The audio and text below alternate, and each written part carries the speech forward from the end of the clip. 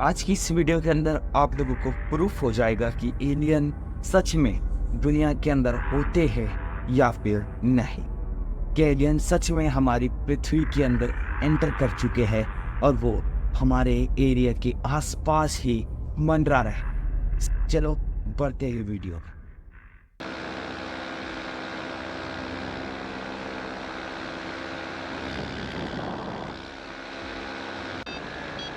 बे मेरे नीचे से कोई चीज गुजरी है तेजी से।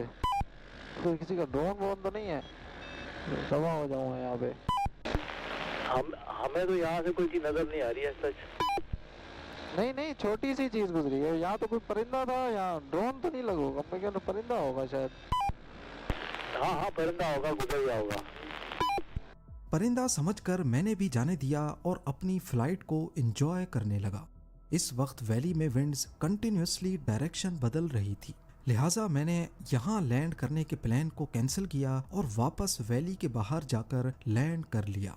मैंने सोचा था कि घर जाकर सुकून से वीडियो में देख लूंगा कि मेरे नीचे से आखिर गुजरा क्या था। अगले दिन हमने वीडियो को सर्च करना शुरू किया, ठीक उस पॉइंट पे जहां मैंने पीछे मुड़ के देखा था और दोस्तों को इन्फॉर्म किया था। लेकिन पहले तो हमें यहाँ ऐसी कोई चीज नहीं मिली। फिर मैंने अपनी टांगों के पास एरिया को जूम किया और वीडियो को 80% स्लो मोशन में प्ले किया। तब मुझे एक वाइट कलर की चीज तेजी से गुजरती हुई दिखी, पर इसकी स्पीड अभी भी काफी तेज थी। फिर मैंने वीडियो की स्पीड को 90% तक कम किया और फिर जो नजर आया वो कुछ ऐसा था। ओह शिट, सच में वहां से बहुत तेजी से कोई चीज निकली है। वो यहाँ मुझे शक हुआ कि ये जो कुछ भी है, परिंदा या कोई ड्रोन तो हरगिज नहीं है। क्योंकि अब जो मैं आपको बताने जा रहा हूँ वो जानकर यकीनन आपको भी ऐसा ही लगेगा। ये वीडियो हेलमेट पे लगे GoPro 12 से रिकॉर्ड हुई थी, जो उस वक्त 5K रेजोल्यूशन में और 30 फ्रेम्स पर सेकंड पे सेट था। इसका मतलब है कि एक सेकंड में कैमरा 30 फोटोज कैप्चर करेगा, यानी वीडियो का एक फ्रेम 0.033 सेकंड्स का होगा। अगर वापस वीडियो को फ्रेम बाय फ्रेम देखा जाए तो ये वाइट चीज जब मेरे नीचे से गुजरी तो एक फ्रेम में ये यहाँ पर थी और अगले फ्रेम में यहाँ पर, यानी इसने 0.03 सेकंड्स में इतना डिस्टेंस कवर किया। अगर इन लोकेशंस को गूगल अर्थ पर रेप्लिकेट किया जाए तो ये मेरी लोकेशन है और ठीक पहाड़ के इस कट के ऑपोजिट इस वाइट चीज की लोकेशन, और अगले फ्रेम में इसकी लोकेशन कुछ यहाँ पर है। ये बहुत इन स्पीड दोनों में है। पॉइंट्स का डिस्टेंस 120 मीटर्स के आसपास बनता है, यानी सिर्फ एक फ्रेम में जो कि 0.033 सेकंड्स का है, इसने 120 मीटर्स का डिस्टेंस ट्रेवल किया। और अगर इसको एक सेकंड में कन्वर्ट किया जाए तो ये स्पीड बनती है 3600 मीटर्स पर सेकंड, यानी 3.6 किलोमीटर्स सिर्फ एक सेकंड में।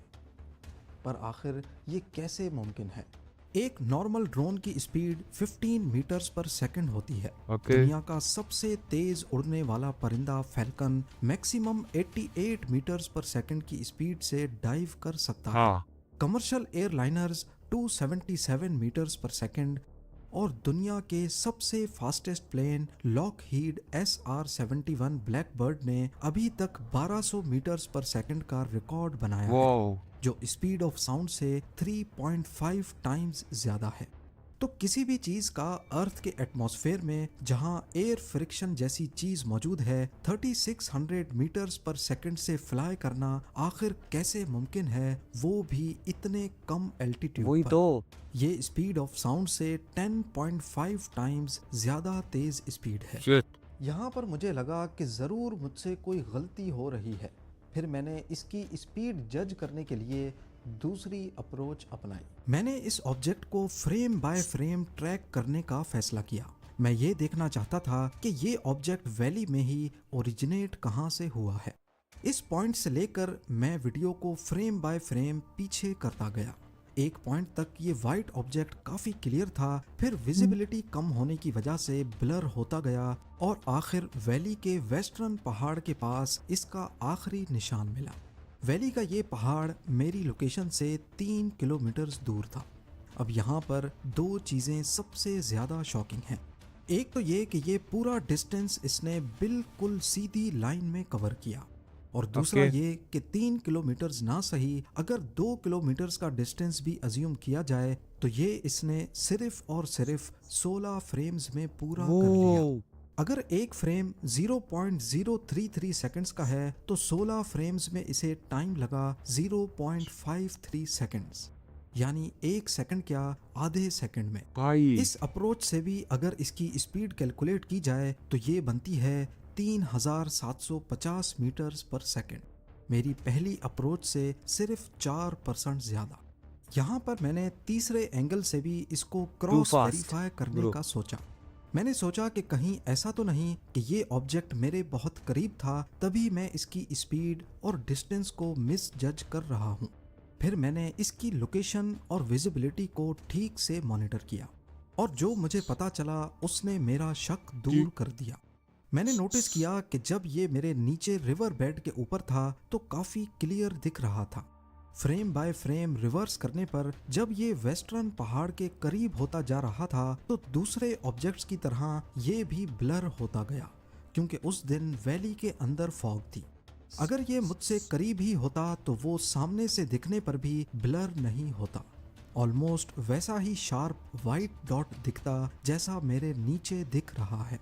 दूर होते ही इसका ब्लर होना इस बात की निशानी है कि ऑब्जेक्ट जब वेस्टर्न पहाड़ के पास था वो वाकई मुझसे काफ़ी दूर था। अपनी इन्वेस्टिगेशन के इस पॉइंट पर मुझे ये मालूम नहीं था कि इसी फ्लाइट के दौरान ये ऑब्जेक्ट दूसरी बार भी मुझसे इंटरेक्ट करेगा, और वो भी काफ़ी करीब से। What? इसके बाद मैंने आसपास की वीडियोस को भी फ्रेम बाय फ्रेम देखना शुरू कर दिया कि शायद कोई और फ्लाइंग ऑब्जेक्ट भी रिकॉर्ड हुआ हो, और मेरा अंदाज़ा बिल्कुल सही था। ठीक पहली साइटिंग के बाद जब मैं वापस मुड़ा तो हार्डली कुछ सेकंड्स के बाद जब मैं अपने दोस्तों को इस बारे में बता रहा था, बिल्कुल मेरे करीब से कुछ गुजरा।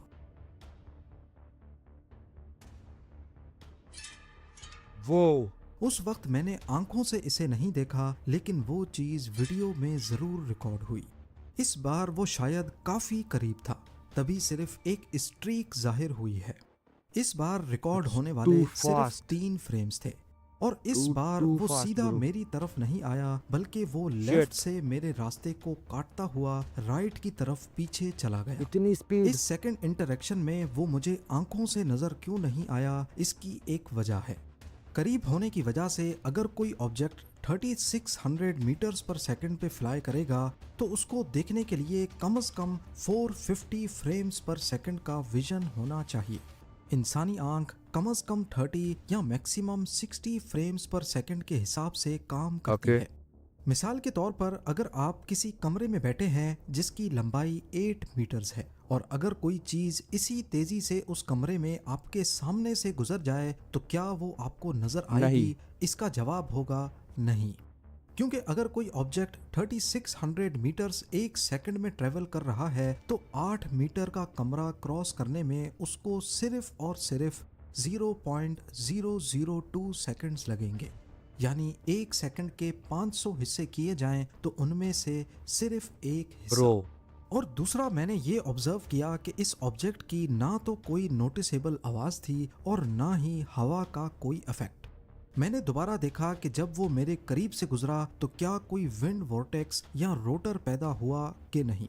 इतनी तेज़ी से कोई भी चीज़ जब एटमॉस्फेयर में चलती है तो ना सिर्फ वो अपने गिर्द की हवा को डिस्टर्ब करती हुई जाएगी, बल्कि स्पीड ऑफ साउंड से 10 टाइम्स ज़्यादा होने की वजह से वो एक ख़तरनाक सोनिक बूम भी प्रोड्यूस करेगी, फिर बेशक उसके अंदर कन्वेंशनल इंजन भी ना हो। पर दूसरे इंटरेक्शन के बाद मेरा ग्लाइडर अपनी नॉर्मल मूवमेंट में ही रहा। किसी किस्म का विंड वॉर्टेक्स, रोटर या टर्बुलेंस के निशानात वाजे नहीं हुए। मेरे जहन में कैसे? अब सिर्फ एक ही सवाल था कि आखिर ये क्या चीज़ थी जिस पर फिजिक्स के लॉज अप्लाई ही नहीं वही तो। होते।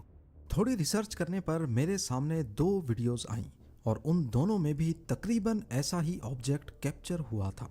2016 में लेक सिटी यूटा में एक शख्स अपने ड्रोन से फुटेज बना रहा था तभी उसमें कुछ ऐसा मंजर कैप्चर हुआ। क्वेस्ट टीवी के इस एपिसोड में वीडियो की फॉरेंसिक करवाई गई। एक्सपर्ट्स ने बताया कि Same वीडियो वैसे ही है ये बिल्कुल अनएडिटेड है।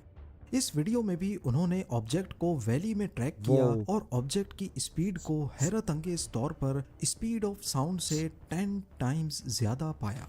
दूसरी वीडियो जो मेरे सामने से गुजरी वो भी एक ड्रोन से कैप्चर की गई थी। नॉर्थ वेस्ट इंग्लैंड में चेशर काउंटी में एक शख्स अपने ड्रोन की बैटरी ड्रेन कर रहा था, तभी ओए। एक वाइट कलर का फास्ट मूविंग ऑब्जेक्ट कैप्चर हुआ। इन दोनों वीडियोस में एक चीज कॉमन थी, फास्ट मूविंग ऑब्जेक्ट की शेप सही से वाजे नहीं हुई, सिर्फ एक स्ट्रीक जाहिर हो रही है। करीब 1 साल पहले पेंटागन ने चंद यूएफओ साइटिंग्स की वीडियोस रिलीज की थी जो शायद आप पहले भी देख चुके होंगे। पेंटागन की एजेंसी एनोमली रेजोल्यूशन ऑफिस यानी आरओ ने बताया कि मई 2023 से जून 2024 के दरमियान 757 मरतबा यूएपीज को मुख्तलिफ मकामात पर देखा गया है। रिपोर्ट में बताया गया है कि इनमें से 21 साइटिंग्स ऐसी हैं जिन्हें एक्सप्लेन ही नहीं किया जा सकता। उनकी स्पीड, उनकी मूवमेंट बिल्कुल वैसी थी जैसे ये हमारी दुनिया के ऑब्जेक्ट्स ही ना हों। इस वाइट कलर के ऑब्जेक्ट का पहला रिकॉर्डेड इंटरैक्शन 2004 में हुआ था। नेवी की एक पायलट ने उसे समंदर के ऊपर देखा और उसे टिक टैक जैसा बताया। तब से लेकर इसका नाम टिक टैक पड़ टिक गया। टैक यूएफओ पड़ गया है। मेरा इस वीडियो में आने का मकसद आप लोगों से